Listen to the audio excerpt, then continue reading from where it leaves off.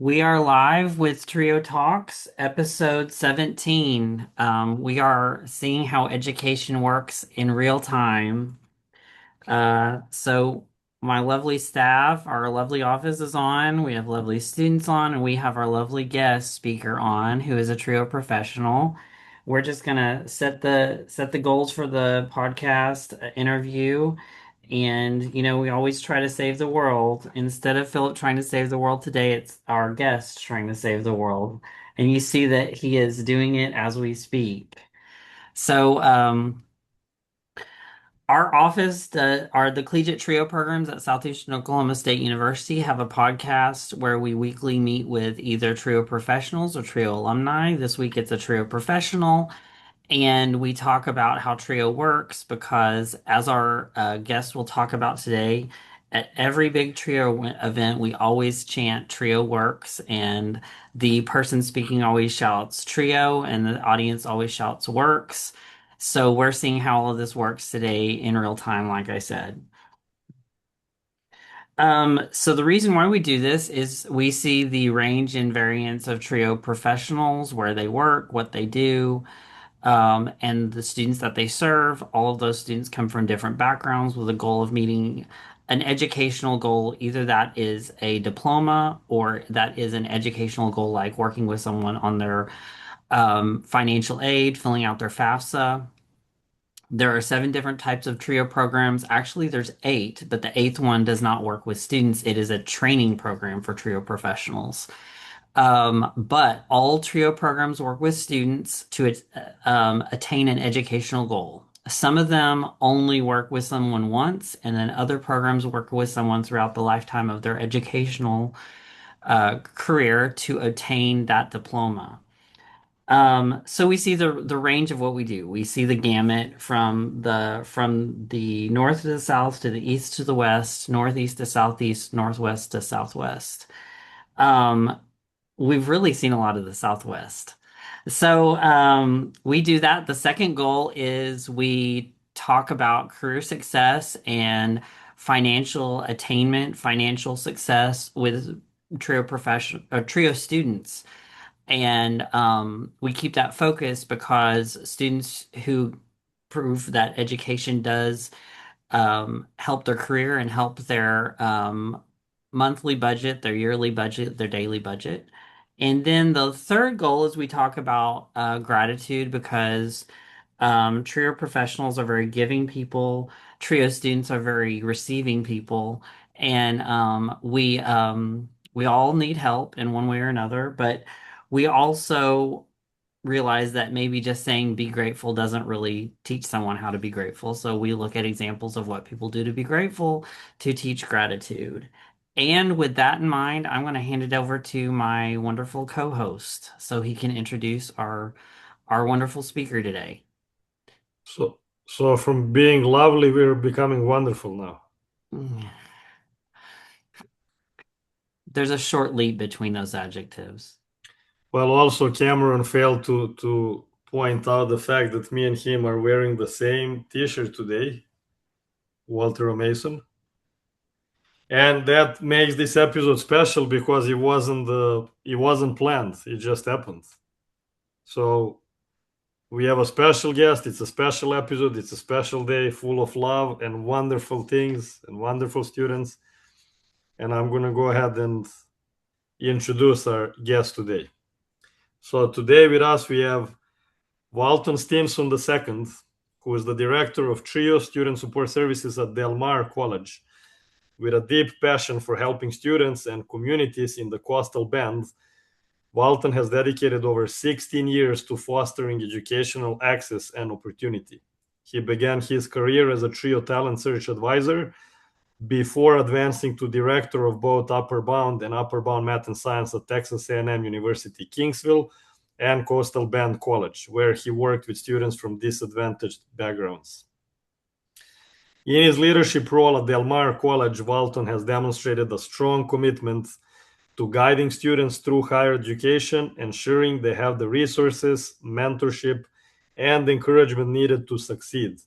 As a leader, he has shaped program initiatives, built community partnerships, and advocated for students from low income and first generation backgrounds. Valton served as president of the Texas Trio Association from 2023 to 2025, contributing to the growth and impact of trio programs across Texas. His leadership is characterized by a passion for uplifting others and empowering them to become leaders in their own right. Throughout his career, Walton has been committed to providing educational opportunities and guiding students toward higher education, encouraging them to pursue and achieve their academic goals. He views his most significant achievement as hearing from former program participants who share their success stories of earning their degrees and opening doors to new opportunities. Valton's ultimate goal is to continue assisting college students in the coastal bend, empowering them to pursue their education and ultimately become future leaders within their families and communities. Valton, welcome. Oh, I see that you just got out of the car. You're not driving anymore. Hey, well, at least I'm able to talk to y'all instead of driving, I'm just walking. It's not gonna take me too long. You Good. know, I'm aging myself, but you remember those old Hertz rent-a-car commercials where you used to have to run to the airport? Um, I can't remember the person's name, but it was like that was like in the 80s and the 90s. So there you go. You already know how old I am. But how y'all doing today?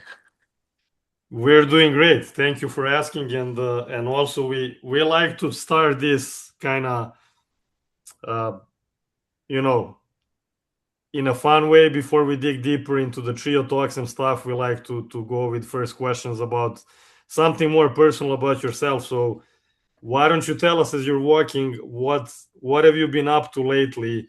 What is something that you're doing in your free time when you're not empowering students and their stories? Well, um, trying to get back in shape. If anything, just trying to like I played college football, uh, and just you know how like it as an athlete, the weight stays on. It's either it's going to stay on, it's going to get off. Yep. So just working out, um, jujitsu a little bit, not a lot, and then just finding other ways to help students. Uh, I'm always working, so um, and also just like I also do counseling on the side, working with the I guess you could say the 10 to 15 to 17-year-old population. So that's what I do to my free time. Just I try to save the world like you do. Nice. And that you and I both former athletes. I last night at the end of the day when I was done working finally after probably 12 plus hours in the evening, I wanted to run 5 miles. I did two.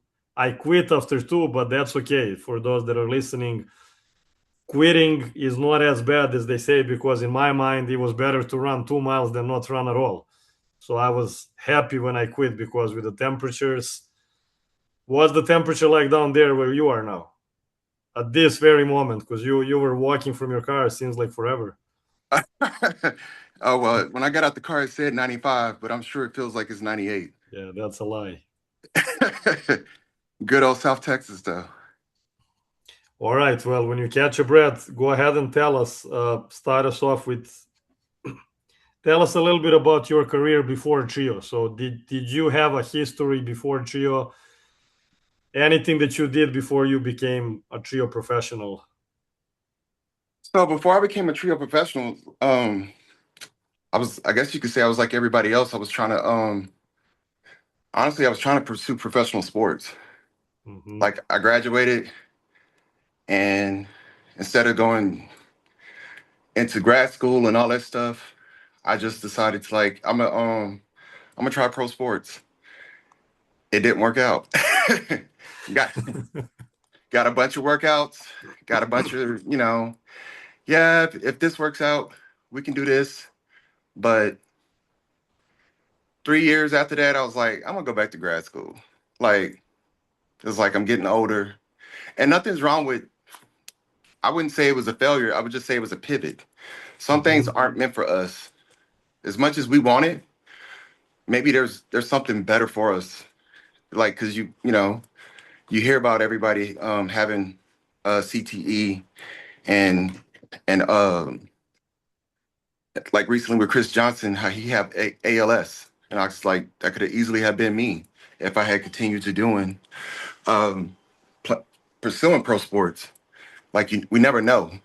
It's like, yeah, hey, it would have been a great opportunity to have the money, but um, I always think there's always something bigger and better because Yeah. professional sports is a window. It's not your whole life. Hmm. Like, of course, you see kids doing it from when they were little, but when they get to a certain, like, if you get an opportunity to play a college sport, especially now with NIL, you're able to change your whole trajectory. But back in my days, ooh, that really aged me right there. Education was the opportunity, and so you just do better, just doing better for yourself in a sense of where, like my grandma would say, you was given an opportunity to be on Earth to do better than the previous person before you. And you'd be like, well, who's the previous person? And she was like, your parents. She was like, me. She was like, you got to be better than me. And sometimes I'm glad I had that support system because sometimes what happens is that there's intimidation. Like you have siblings, and I don't want to sound negative when I say this, but sometimes you have jealousy within the family. Like you have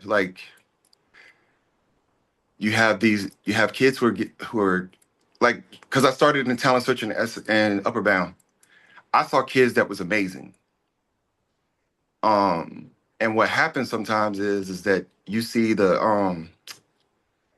some parents that may not was able to reach their full potential, and so you see some people try to like hinder their success, especially being in South Texas where it's real rural, and you have a lot of, I would say, post dated traditions and beliefs, and so and and being down here, you have to combat that, especially working with the high school kids.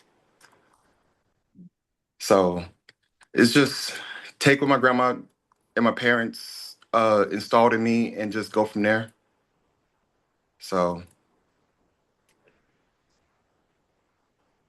Uh, I love hearing that. I just had what's today, Thursday. This previous weekend, I had a very, very good and interesting conversation with my 10-year-old son, and I stress the age because, first of all, when you talk with for those of us on here that are parents, we know how it is when, as they grow older, and you're starting to have conversations with them, even when they're super young, it still blows your mind. But a 10-year-old, I don't even know how we got to it. It doesn't even matter. But he said two things because I think I asked him what would he like to do when he becomes an adult. What does he want to do for a living? So he goes first. He said, "Well, I guess." He said, "I would like to be a professional soccer player, but I guess that's not really a job." So that made me laugh. And then he also said another thing, and again, he's 10. He said, I'm not, I don't think that you really need to go to college because in order to find a job, you don't have to have a college degree. So then, I mean, and it was a serious conversation. It wasn't just goofing around. So I told him on both things, you're very accurate. That's absolutely right. And not necessarily you need to have a degree to have a job. However, then we got into the explaining things. And I said, listen, even if you don't know what you want to do, the number one option and the go-to should be try to go to college and get a degree, because by that time and during your time in college you might, and you probably will more than likely, figure out what you want to do, not to talk about the companies and employers that will look for that, and the more salary that you're going to have with that. So just keep your eyes open. But that just reminded me of what you were sharing with us. Another thing I wanted to mention, now that I have at least a fellow former athlete as a guest. I'm saving. I'm not really saving this speech for next week when I talk to our student athletes, because this is really for everyone. So all of our students, and it's been a theme for the past couple of months, and moving forward, I'm keeping that as a speech or part of it. Two things that they should know, and I'm really doing my best in a natural way to get through them with this. Number one, anything that you do, whatever that is, again, you don't have to be an athlete, just taking classes, going to school, do it the best that you can. We all have days when we are not at 100%. We feel sick, we feel lazy to do stuff, we just don't feel like it. It doesn't matter. Push yourself to give your best at that given moment, because you will be aware that you might do better next time. But if you give your best this time around, that's all there is. And number two, always give yourself credit for whatever you did that day, because none of us will go to bed at the end of the day not having at least one thing that we can be proud of. And I told to one student, I said this yesterday, even when you say hello and smile to someone you know passing by, you might make their day. So at the end of the day, you know you did something right. And that can be a, you know, stepping stone moving forward to your self-esteem and just being more positive about having a good right attitude to whatever you do to be successful. And speaking of that motivation, now, Walton, what was your biggest motivation to, I guess, get into trio, get into this field? What motivated you the most? Was there a specific story, or just altogether something that kind of helped you shape your mind about it? Well, when I first joined, when I first got the opportunity to work at Tree, I was at the Boys and Girls Club, because this was kind of like after sports, and then after pursuing professional sports, I went to the Boys and Girls Club because I was like, I want to help the community, and it was like, how do you do that? It's like the Boys and Girls Club, and so, and then from there, it was at the time it was Mary Gonzalez, who's now Dr. Mary Gonzalez. I guess she saw something in me to where she gave me the opportunity. And then that's when I was, because I had just started, because I wasn't the best student. I'm not going to sit here and let you think like, oh, I went, graduated, pursued pros, then went on to my master's. I was probably like those athletes that you talk to, be like, hey, what you going to do after sports? They'd be like, I'll figure it out. That was me. I was like, a 2.0? Oh, that's degree. I wasn't thinking about like grad school after that. I think more than less after getting cut and hearing from your agent, like, hey, it didn't work out with this workout, the more of like, what I'm gonna do after this? It was like, shoot. So I went back to school. I had to pick up some C's. And then with that, I was working at the Boys and Girls Club, and when I first started my master's program, that's when Mary Gonzalez saw me, and she was just like, "Hey, you can do the same thing, but on the education." And I was just like, "Okay, I'll," you know. And so I got the opportunity to work with Talent Search, middle school, high school kids. It was the same thing. It's the same population as Boys and Girls Club, but it was more structured, if you can look at it like that. Instead of listening to maybe like 300 screaming kids, you got now 1,000 kids, and you're trying to help them go to college. And with the middle school kids, get them prepared for what high school is going to be like for them. Just getting them ready so they can start taking. At the time, it was so in Texas it's the TSI, but it's the AccuPlacer. Just trying to get those kids college ready to where they can get the opportunity for dual enrollment. But and I thought my whole career was after sports was going to be counseling.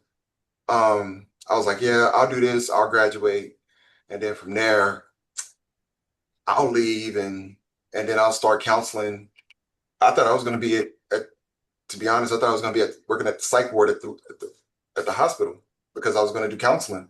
It's like, if I get a job at the hospital, I got a job. It's a hospital. I got benefits. But I think by the time I graduated and I got the opportunity, I enjoyed it. It's kind of like you get bit.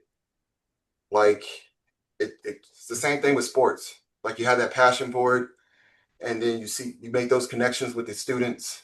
And so with me making those connections with the students, I just continue to stay with them. And it just, and like it's, Cameron's my cousin. We're cousins. Like in trio, if I see you the first time or if I see you your last time, you're a cousin. Like it's, um, we're all family. Like when you go to the conference, it'll be like, hey, that's my cousin from Puerto Rico. You know, like he's like everybody. There's no like, oh, okay, hey, no. It's like, come here. How you been? Tell me about your family. How's everything going? Like how you talked about your son. You'd be like, how's your son? What grade is he in now? Because it's kind of like you never had that. You only had that camaraderie in two things, with your family and in sports, because you had that team aspect. And so it just I continue to connect with people over time, and just like what I thought was going to be 3 years end up being 16 years. And so it's just helping those students and helping colleagues now, and then and helping the community just over time. You just continue to like, again, like what my grandma would say is like you make it better than how you found it. And so you be better than the previous person before you. Just like you don't want to be a person Mhm. that takes up space. So you just do that. So that Philip, now you're my cousin. Or cousin, you know what's before I let Cameron take over and ask you next thing, what's funny is when you started saying this about cousins, few weeks ago we had a guest on our episode, also a trio professional who told us about the time when him and Cameron met and became cousins. He said, and this made my day, and now I just remember it. He said, I was at this, I guess it was a store or something in the hotel. He was just looking to buy something, and he said, and I noticed this guy Cameron. He said he was looking at me as if I owe him money. I was like, what's going on? And then I know exactly that look that Cameron gives, and then I just connected it now with, maybe he wasn't. He was just looking at him as he was his cousin. It just seemed say, "Come here, give me that money back."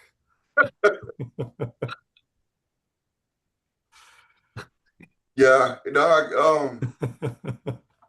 Being in trio, it's a but that's been my experience, and that's what I feel like when students come through the door, like it's like, hey, how can I help you? It's not just like customer service, of course, but you want to you're trying to help somebody on their trajectory.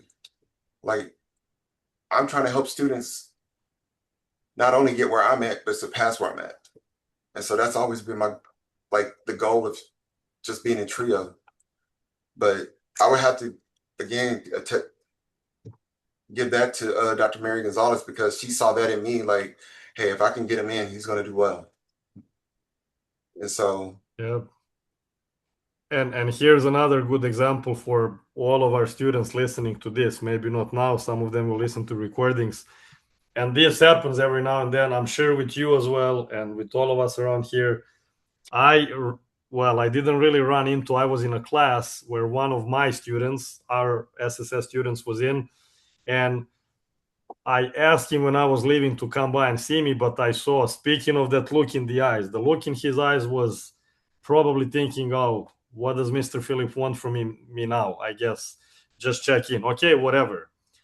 He surely comes by, and then by the time he left my office, we changed the schedule. We looked at the degree plan. We submitted FAFSA. We did pretty much everything that we can do here, and the student was more grateful than ever. But neither one of us knew that before he came up today that he will need to do that many things. And that's how it works around here, and really around Trio anywhere across the states. oh yeah, absolutely. You'll see people like they'd be lost, and it was just like, hey, do you need help? And then they'd be like, oh yeah, I'm looking for so and so building. I'll walk you over there. And then by the time you walk them over there, they want to walk back with you so they can fill out an application. There you go. It's because you've already like, hey, what's your major? What you plan to study? And so it's all those things, and they just looking at you like, why are you so interested? And I was like, oh well, because by nature, I want to help you. Yeah. But number two is like, I want you to be successful while you're in college. And so it's just like you get those students that don't, they have no idea what trio is. And then by the time they walk the stage, they're your biggest supporters. They be like, hey, sir, if you need anything. And so, but the beautiful thing about being at a community college is that we help them, we help them start their journey. And then I could pass the baton to wherever they want to go to their 4 year. And the whole thing is that we're all cousins. I can just like, hey, hold up, let me pull up my phone and text so and so and see if they're available. And they'll be like, oh yeah, I want to go to UTSA. I'll be like, hold up, I know the director. Let me contact him. And Yeah. he was like, oh yeah, hold up, give me 5 minutes and I can go on. We can go on a Teams call and I just let them talk. And so they was just like, dang, sir, is that easy? I was like, no, no. I say, but I've known him for a long time. And it's just like, but it's like I can't go there and say, hey, yeah, you can go with the other coordinators and they can. No, they wouldn't. I was like, because when you have, when you're so passionate about the program and the benefits of it, you meet like-minded people and you connect with them. And so it's like I know you had D'Angelo on here, and D'Angelo's something special because he's a beacon of light to where he can grab anybody, and also Al Bacon. There's like a number of people, not only in Texas but also in Oklahoma, where Tariq Mhm. Barnes, like you have, it's just like you connect with so many people to where you always gonna be. It's like, hey, if you ever need anything, you can always call on me. Or if I have a student, if you have a student transfer down here, I don't know why they would come to South Texas. Uh, but hey, have them connect with me and we can help them. And that's what it's about, is it's just the connection of helping these students because I look at it as a marathon. You get certain points. It's not the 4x1 relay. I wish life was. We would be sitting here like 5 times. They're like, okay, the mistakes that I made 3 years ago, I've made up for it. Now I'm 5 times better. No, you're gonna have to grunt that. You're gonna have to grind that out. Mhm. Through that marathon, you're gonna find people that's gonna support you and like pass the baton to you. And I know we don't pass baton in marathons, but what I'm saying is that the support that you get from people and community, not only in the at colleges and universities, but just around in trio period. Like, so. Yeah. And it's crazy how powerful conversation between two people can be. We all know that not only students, people in general, everyone, someone does struggle with starting the conversation. So that's already, it could be an issue for some. Even what I'm trying to say is, even when we do have a conversation going now between you and I don't know what you need. You don't even know what you need. But by talking to each other, we might end up figuring out that there are things that I can help you with, you might help me with. And by the end of our conversation, we are both richer and better off than we were at the beginning of it. So yeah, that's what Trio does. Well, speaking of making students' lives richer and our work enriching us, how have you seen the effects of Trio on students' lives that you've worked with? And what are some student examples of how it's benefited their careers or their financial status in life? So South Texas is a rural area where I would say it's oil and I would say gas, but I would say oil and refineries and and other like the military bases and things like that. Um, I remember when I first started in with talent search, and one of the first schools I went to, and I had a student. She was like between 13, 14 years old, and the first thing she told me, she's like, I want to go to Harvard. And I was like, okay. She wasn't a participant, it was just recruiting. And so she signed up, and I basically told her, it's like, hey, with this program, you have to be dedicated. You have to, I said, Harvard's a big thing. Never told her she couldn't do it. And that's one thing about me is always telling people you can't, there's, when it comes to things like that, you can't, that's like, you can't, I'm never going to tell them like, hey, that's impossible. You know, you know where Harvard is at? Like you don't do that to students. And so, um, I did get to work with her and I still was able to keep track of her when I moved over to Upper Bound to where her senior year, she called me and she was just like, I got my letter. So it was like around April. So around April, like, y'all about to graduate. You haven't heard anything yet? It's like that last, because you usually find out first by around spring break. She didn't hear nothing. She got accepted everywhere else. Her plan B's and D's and F's. She got, but it was Harvard. And so um she calls me, she's on a bus. She's like, they mailed it to my school. They didn't mail it to my house. I was like, oh, I don't know why they did that. Did you do like what did you do on your apply, when you applied? And so she had the letter, she opens it on the bus, and you just hear like the biggest roar of the crowd on a school bus. It sounds like somebody scored a touchdown. And she was like, oh my God, I got in. And it was just like, and everybody on the bus started screaming and yelling, and just like it was just pandemonium on the bus to where I was like, I'm about to bust an eardrum. I was like, call me when you get home. And then hanging up and knowing that I was in the early part of her journey, like her freshman, sophomore, going into her junior year, and then got moved over to Upper Bound Math and Science, it was like, wow, that was one of your first kids.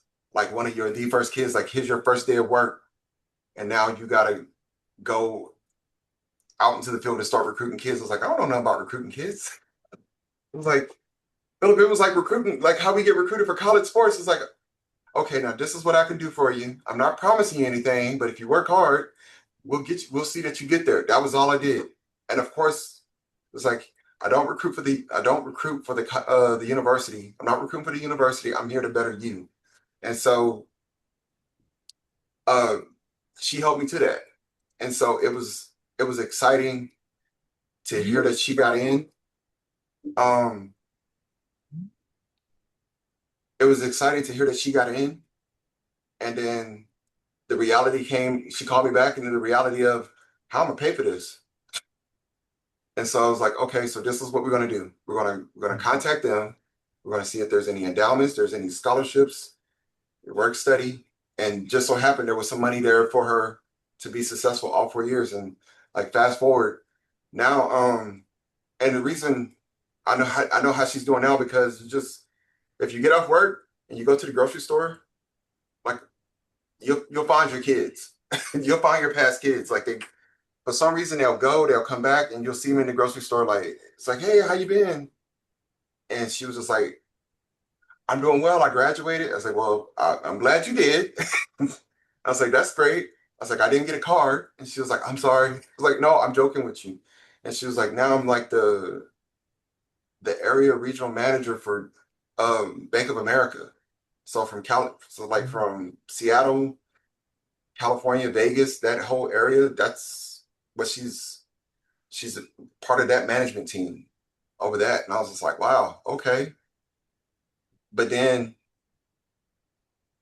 helping students get into their dream school,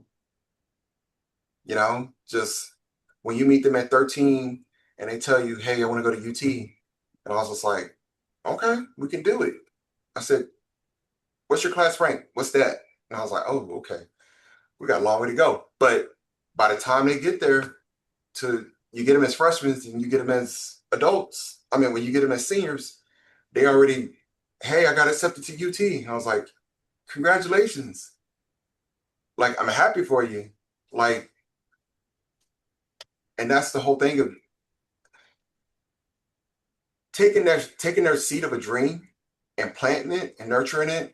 And as over time as it grow to whereby 4 years later, it's ready. Like they're already there. They got accepted to their dream school. You've done everything, and you're part of nurturing them to help them prepare themselves for that what's next to come in life. And you just hope like I could pass the baton to somebody at UT that can like help help them adjust and be successful there.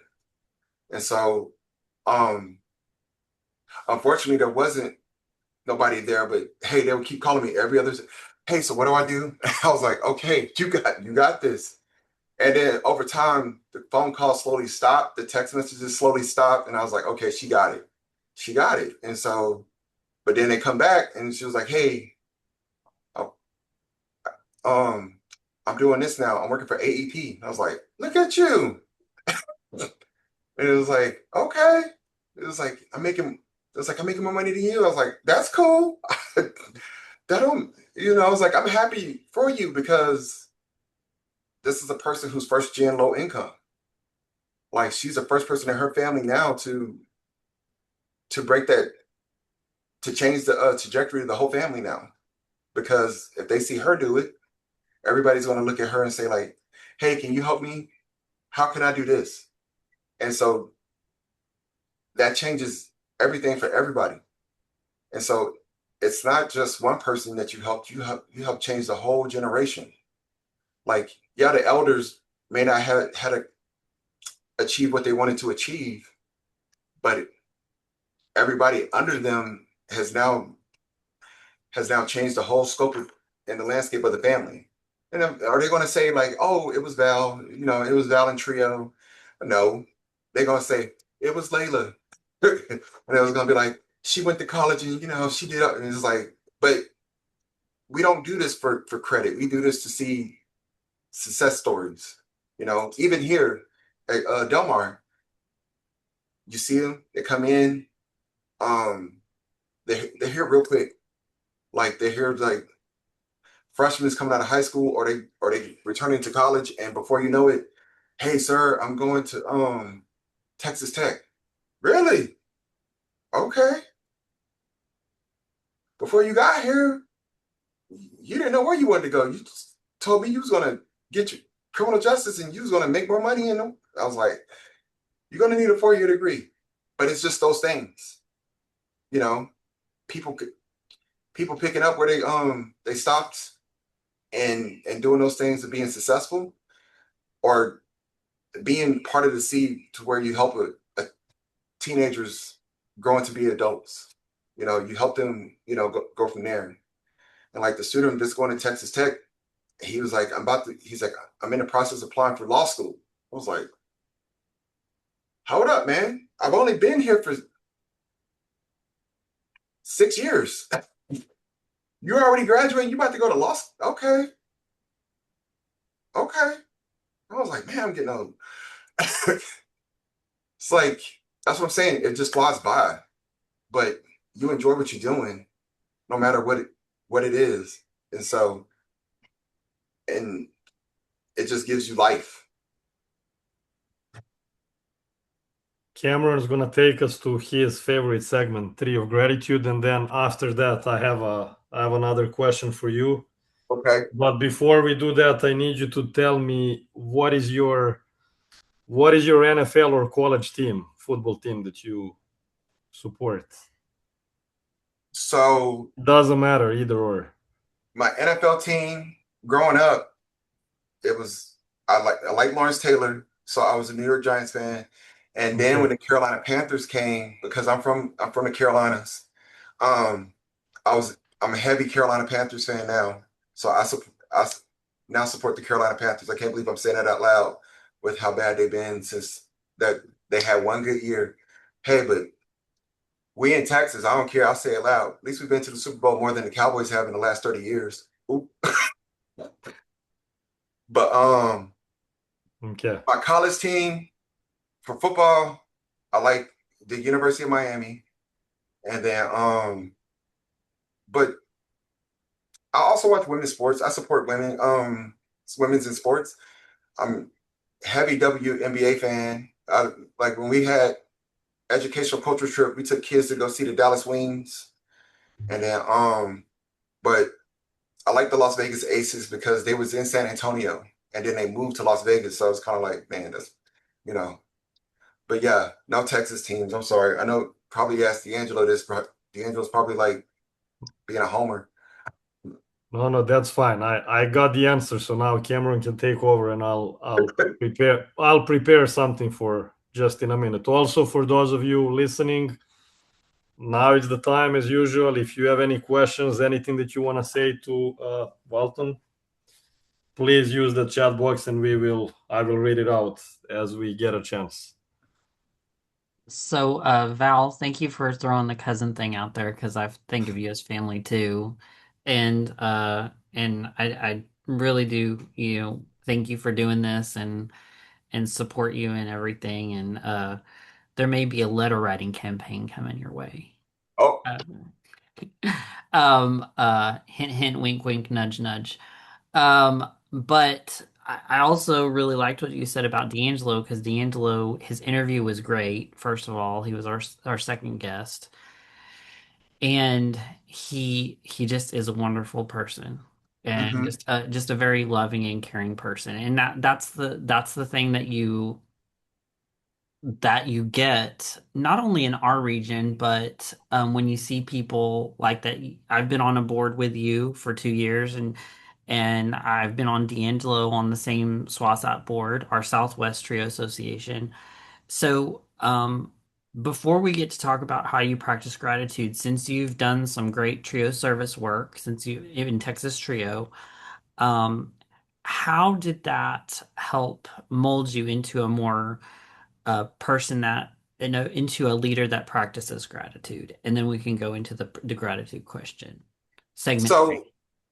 so um, I'm now in charge of two programs, and I think my experience, and I've done it before, but I think my experience being on a board with like-minded people who are passionate, but they have different views and how they see different things, like how you were saying about the executive board, you have people from all different walks, and they have all different opinions, and so when you sit across from them and you're hearing what they're saying, and you may not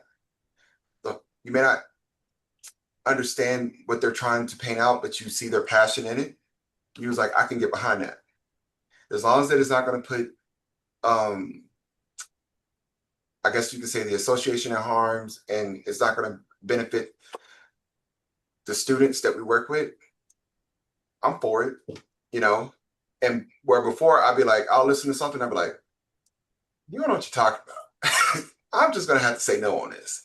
Where it teaches you patience. And I would say, when I became president elect, well, before they, so what they do is like this transition of members of the board.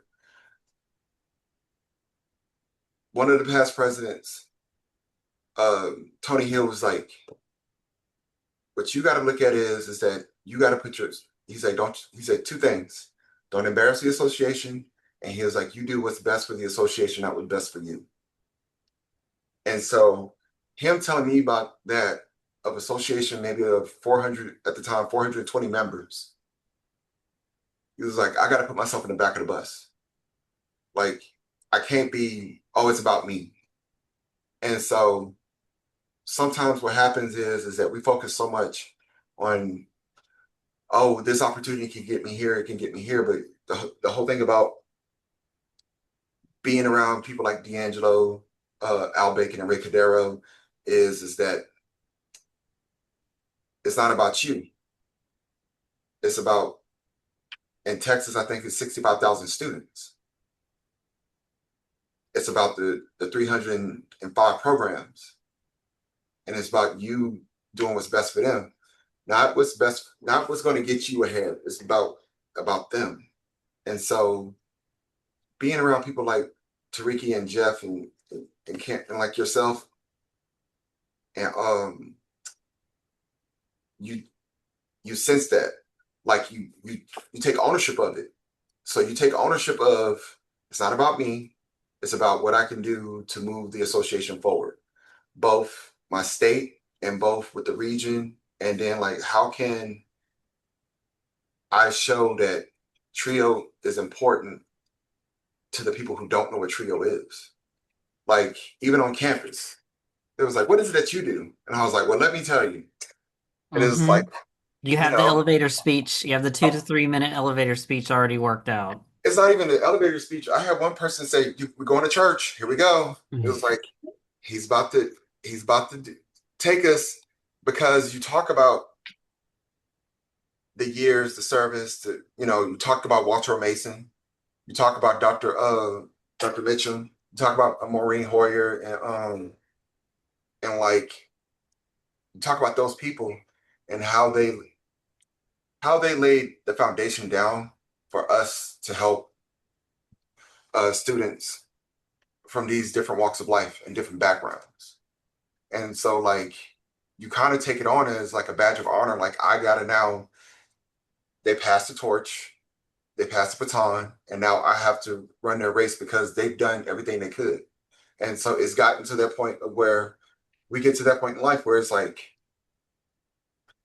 Philip, it goes back to sports. Like you start slowing down. It's like, oh, football is like, I gotta work out to get in shape for somebody to hit me. I'm good. It's the same thing. Like you get to a point where you're just like, I want to help these students, but do the students want the help? Or at certain institutions, new leadership comes in and they just like, we have a new direction. And you're just like, okay, yeah, I think it's time for me to go. Like, it's those things like, I think I'm gonna go into free agency. I'm gonna go find me another team to play for, but I'm still gonna stay in trio. But it's one of those things where it stays with you forever. Um, and that's why y'all cousins. Like Yeah. even when people leave trio, you be like, you're sad. And you be like, what's wrong with you? So and so left. It's like, I'm sorry. I'm sorry for your loss. So I was like, no, no, no. They left. Like I used to hang out with them when we go to college. It's like things like that. Just like you're not gonna have that connection with that person.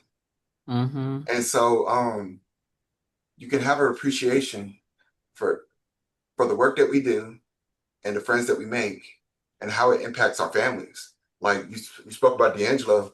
Um, D'Angelo was D'Angelo did. So I had a weird summer, but D'Angelo, I had family pass and everything, but D'Angelo was one of the people who he picked up the phone and he tried to call me. And I was like, I can't talk right now. And then he texted me and then he was just like, hey, call me when you get back in town. Like people don't have to do that. Like people be like, okay, he's going through his thing. I'll talk to him later. No, it was like, and like yourself, you checked on me too. So it's just like you just, Well, your family. Yeah, I yeah. mean, we connect. It's not my first time in knowing you. Like we know each other, and it is a familial relationship. I think cousin is the best way to describe it. But that you included me in a big group of people, so thank you. That's a nice compliment. But I I need to I need to ask him something before we run out of time because oh, the he gratitude brought the question. football back. How do you What? how do you how do you practice gratitude? I think the best way I practice gratitude is I try to play it forward. I What I have is what you have. Whatever knowledge I have, I pass to you. Like I don't just say like, oh, like I'm thankful for everything that I've accomplished, but I think what I do is I play it forward, trying to help others, and I try to I appreciate where I remember where I came from. Like you take that moment of like I come a long way in the short, and I still have more life to live, of course, but like where I've came from 20 years ago or 10 years ago or 6 months ago, like wow, I survived that. And it was like, and I didn't let it jade me to where I'm a negative person. Like, yeah, you could be upset. Like things don't always gonna go your way, but just appreciate the growth that comes from that opportunity to experience, you know? Um, we're in a competition of bettering our communities. Like when those grant competitions comes out, that's when you see your cousins turn to like, hey cuz, what you doing? It's like, I ain't talking to you until I find out I get this grant. Like, because like we're all in the competition trying to better our communities. And so I appreciate those who still can call you and check on you and say, "Hey, I know you're writing that grant. You okay?" And it's like, it's like this. I'm good. How about you? I'm writing the grant too, but I ain't asking you about that. I'm asking you how you doing. And so for you to have people like that in your corner in your life that check on you, it speaks about how I can appreciate that. Like that could be something to appreciate the people who anytime something happens, good or bad, they're always in your corner. And so it just, I try to be a person to always try to try to see it half full, even though it might be empty. Like it might be like, hey, that last swallow of orange juice in the refrigerator and be like, all right, well, guess what? I go outside. There's an opportunity to run into somebody to where you can change their life, or you run into somebody who you've impacted, and those be the best ones. Seeing the people who you've impacted and helping the ones that you could, who's going to have impact, who you want to impact later on down the road. So that's why I practice my gratitude. Just being, I guess, being what my grandma said. Don't be a waste of space and be better than the person before you. Bringing the proud Val. Yeah, I try to be. Don't stop until you're proud. Yeah. I'll hand it back to Philip. Back to me. Okay, I got it here. You're gonna go to in your mind. I don't know if you're Okay. actually gonna do it, but in your mind right now from your chair, you're gonna go forward to October 25th, which is 2 months from now, 2 months and 5 days. It's a Sunday at noon. New York Giants are playing against Houston, Texas, in Houston. Uh, Big game, right? mm, Okay, you're at the game. You already arrived. It doesn't matter how you went to the game. Again, 2 months from now. Halftime or whatever, you're at the concession stand. You're gonna get you something to drink because Houston in October can still be humid and you might be sweating and you're thirsty. And there's this kid next to you, in front of you, behind you, whatever, right there, also in the line. He's 16-year-old. He's a high school, I guess, sophomore, maybe junior. And I don't know, one of you, not just the other one, you apologize, you start talking. And so you're asking him because, he's younger. He's not going to ask you questions. But because of the nature of your job and you're used to working with uh, not necessarily that age now, but you just start asking questions. And so what, you're enjoying the game, you Texan fan, and the kid tells you this: no, sir, I am a huge New York Giants fan. And my parents or my siblings, they just took me to the game. They said the Giants are playing in Houston today. We're gonna go watch, and this is like the biggest day of my life. What are you doing other than that? Well, I'm in high school. I actually play football, he tells you. And my dream is not really my dream. I'm gonna do it. I'm gonna make it happen. He says to you, I'm gonna be on this field very soon. I'm about to finish high school. I got 2 more years. I'm one of the best on my team, and I don't see any other option but for me to be on this field a couple of years from now. And so you get excited about this kid. I mean, to hear something like that, especially about the sport you played, that's always gonna sound great. But then it strikes you that, again, because of the nature of your job, this is a 16-year-old who is only talking about playing NFL in a couple of years. And you ask him, well, I'm just curious, what happens if, God forbid, you get injured and something comes your way, and you know, are you thinking about anything else? No, sir, he says. All I'm thinking about is professional football, and that's it. I'm done with school in a couple of years. No more school for me. Then you find out that his name is Valton Stinson II, and that you somehow magically ran into yourself when you were 16. Now that you know all this, what is something you say to this kid, to yourself? One thing that you want to share with him before you both split ways and you never see him again because, It's not going to happen again. It happened only once magically. Words of wisdom. Uh, my 16-year-old self, I was a junior. So I'm going to do real quick story time. So yeah, I was probably I was just like that kid. I was number one in the state of South Carolina on defense. But again, it was. I think if I was running to me now and I see that kid, I'd be like, okay, first you need to get in the weight room a little bit more. But um, I would tell him it was like first, first things first is like if it doesn't work out, it's okay, but you do need to have a backup because you're 16, you have maybe 10 years left of football.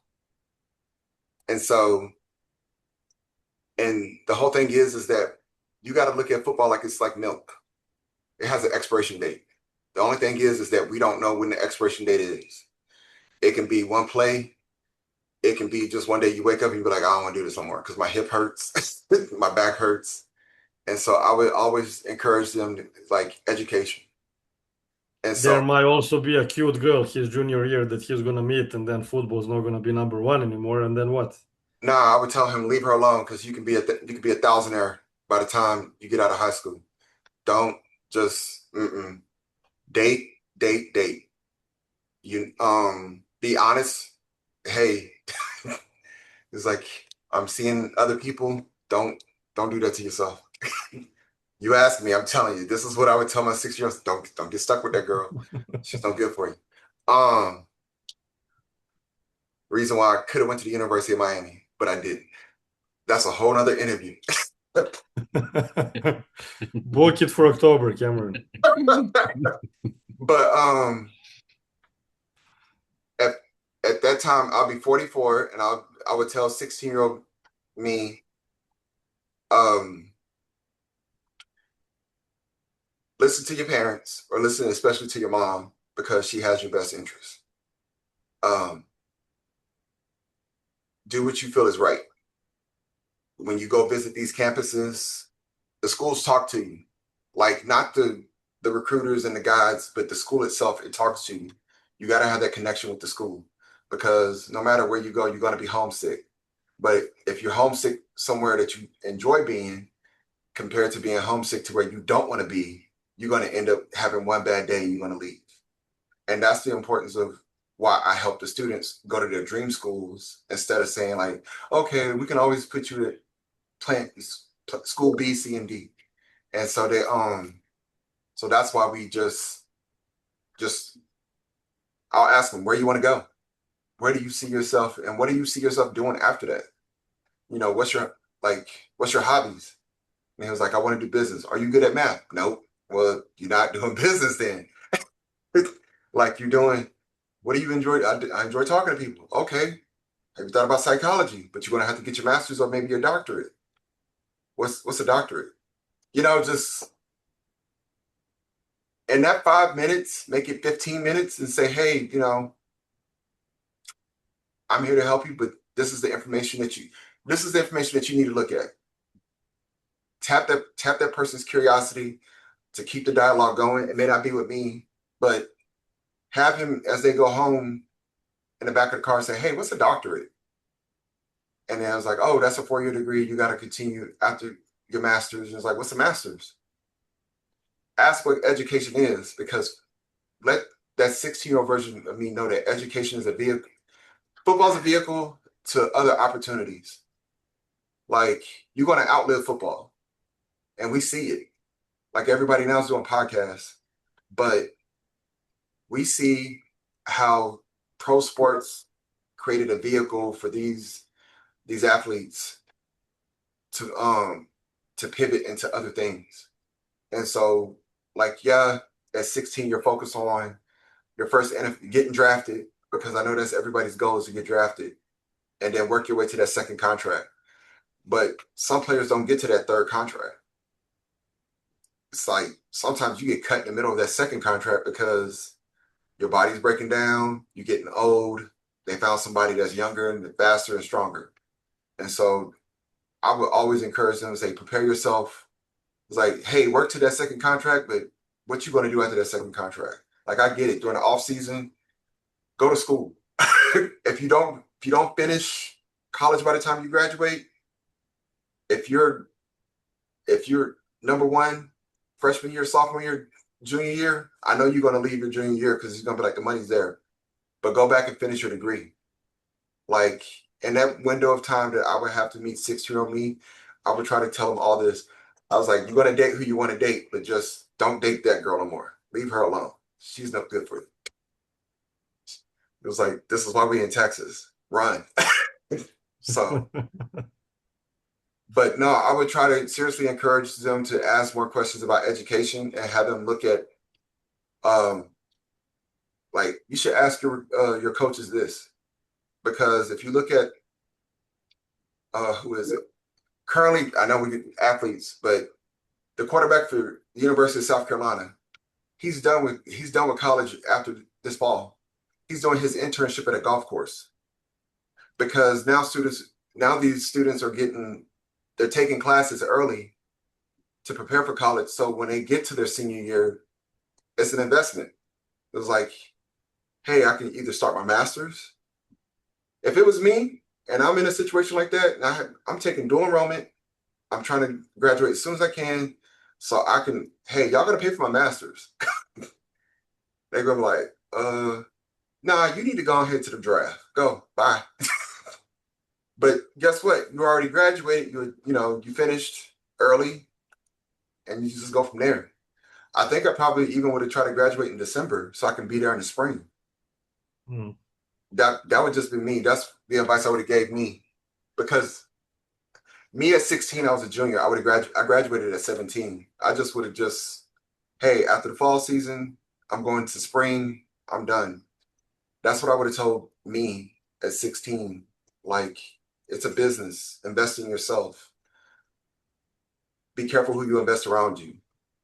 When it comes to friends, ask your body how it feels to be around them. That's how you know who your real friends are. Because everybody gets caught up with, oh, I'm gonna hang out with them because, but how does that make you feel when you're around them? Oh, I don't feel too good around them. They're not your friend. Let them go. Yeah. Did you really graduate high school at 17? Yeah. Me too. Connections, the beard again. So it's the D'Angelo beard connection. Philip has a beard, I have a beard, you have a beard. And one of the students you on the listening to this, he was definitely walking outside of our office and he was like, "Where's financial aid?" And then he came back and applied. So that happened like 7 days ago. And he's gonna get in soon. Then he brought his sibling in and she applied. I call those when I was working with Upper Bound, I called them. They was like, how many kids you got? I was like, I got 15 kids. And then I was like, and I got another legacy kids. And they were like, what's legacy kids? I was like, their sibling was in the program. And what happened was that when that kid got in ninth grade, they automatically just came in. And so they was just like, oh, okay. So yeah, I would heavily recruit their siblings. Walton, thank you for your time today, and I hope to see you in November, if not before. Absolutely. Oh yeah, because Swasep is in, yep. In Yeah. November. I said I hope. I don't even know if I will be there, but if I am, then I hope that you will be there too. Yep, So I we'll definitely be see. there. Look forward to seeing you in person, Philip. It's like Yep. it's like there's my Then cousin. we can share some more stories. We'll have more time. Absolutely. Cameron, any last words? Do we have any questions or comments? I don't see anything, so maybe someone wants to unmute and ask something for the end, or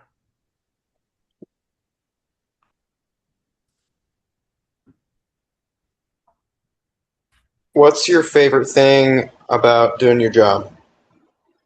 My favorite thing about doing my job, there's so many avenues of that. I would say first, so I feel like I have the ability to see the students when they first come in. I can, I say, if this student does everything they're supposed to do, this student's going to be that, like they're going to be this person, and like you get to see that a lot at both working with high school kids and working with now college students. Like I have one college student. She came in. She was one of my first when I first came in. She was one of my first students, and she was like gun ho hyped about everything, just like real hyper energy. And then she went to Sam after she left here, referred her to Sam Houston, and now she's getting ready to do forensics, like with the with with the state of Texas. Like I want to say the Texas Rangers. Yeah, sorry, I don't. That's one of those concussions, Philip, that hit me. But no, my favorite part of what I do is help. Number one, helping students first, and then number two is seeing their trajectory and where they go, and then also part of being a supervisor is seeing um, my staff grow and go. Like they come in with aspirations, like how I did. I came in with aspirations to be something, but I decided to stay in trio. But just helping them grow from where I'm at and giving them opportunities as well. So I have so many things that I enjoy about what I do. That's why I think I don't look at retirement because it's like as long as I can sit, I can stand up and be on my own. I'm always going to do this work. So I think, in short, to answer you, I think I found my passion, and so that's one thing I would encourage anybody when they go to school is like find if you're going to go into a career, go into a career that you're passionate about, to where it doesn't feel like work. I know that's a cliche, but if you really enjoy what you're doing, um, you're gonna no matter what downs you have with your ups, you're always gonna like it's gonna bring you back to your purpose of what you do. So I guess my purpose is what I love most about my job. Great answer. I've really really loved the people I've gotten to know by being on doing trio service work, what I call trio service work. So you're a great person to know. And I'm not just saying that because we're being recorded. Great cousin to have. He's a good family member to have in your corner. He's a good cousin to have. Yes. A- Any other final call questions or comments? Before we stop recording, Yeah. because then the masks fall off.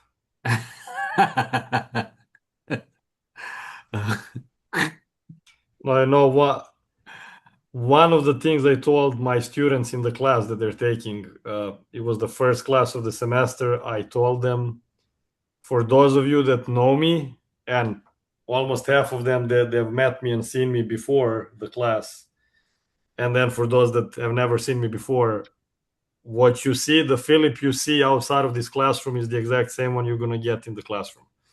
So nothing's gonna be different. Yes, I'm the professor, but I'm not going to change my personality and who I am and what I do and make it different between in the office, on campus, and in the classroom. What you see is what you get. So regardless of the environment. What class you teach? Intro to psychology. Me too. This is There we go. Cousins. see? Cousins. I do I teach the intro classes and since I've been at Del Mar, this is this fall will be my third class that I would be teaching, but I do online. I don't This do is in my person. third class that I'm teaching. I started last fall, so this is the third one. So yeah, So it was just we are related. We are all related. We're cousins without knowing all the connections. so yeah, um psychology was something that I enjoyed in high school. And then when I got to college, I left it because everybody was like, "You're not gonna make any money." And then I tried to do international business, and the chair for the department was like, "You're not gonna, we're not gonna let you register." I was like, "What?" He was like, "This isn't for you." I was like, "Okay." So I just was like, "I'm gonna go back to psychology because And so got my master's in it. I enjoy it. Everybody finds out like, "Oh, you got your master's in psychology?" It's like, "Yeah." "Are you analyzing me right now?" I was like, "No, you're not paying me. Why would I do that?" It's like, only if you was paying me and you can't afford me. Oh, we all have the same master's degree too. Philip, you and I, we all have the same master's degree. Well, with all those connections, we've had a great interview. And Val, thank you for your thoughts and showing us how Trio works in Corpus Christi, Texas, but also in our region, our Southwest region. Thank you very much for your willingness and time, and you did a great job. Oh, thank you. Um,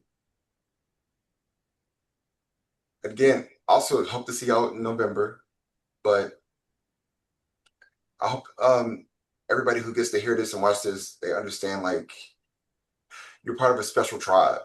And and so this is something that's gonna keep going long after everybody who's watching and listening. So We're gonna make this go viral. I didn't say nothing to make it go viral, but if it does, if you take Well, it's about to. It's gonna go on YouTube very soon. Yeah. yeah, Well, thank you very much. And you did a great interview. You showed us how Trio works. thank you. Y'all have a great one.